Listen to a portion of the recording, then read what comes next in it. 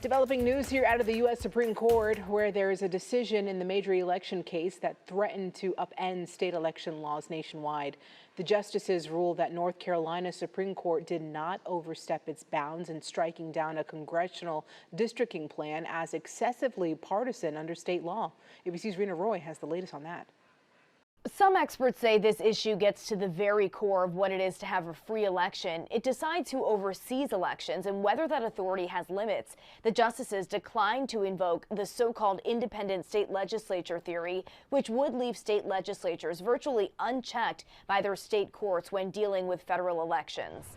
However, the High Court did suggest there could be limits on state court efforts to police those elections. The theory, which is backed by a group of conservative advocates, argues that state lawmakers should have the ultimate power to regulate federal elections. Experts say in its most extreme form, the theory could have a dramatic impact on how congressional maps are drawn and how voting rules are written. Adding the theory could undermine how American democracy works now, raising concerns about what it could mean for how the 2024 presidential race and other contests are run.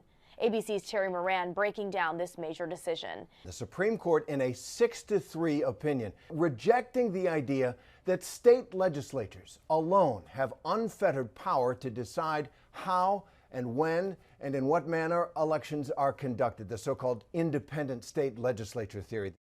Another redistricting case from Ohio is currently pending if the justices have more to say about the issue before next year's elections. Rena Roy, ABC News, New York.